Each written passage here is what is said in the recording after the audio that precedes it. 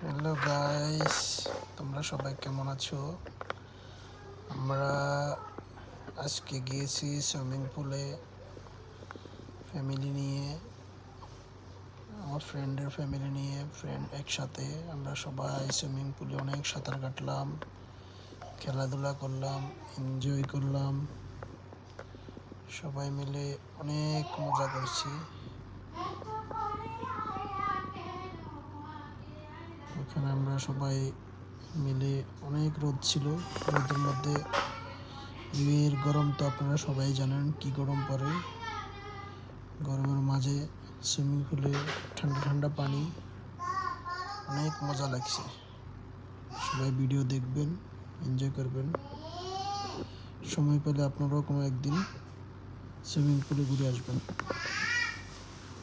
অনেক মজা হয়।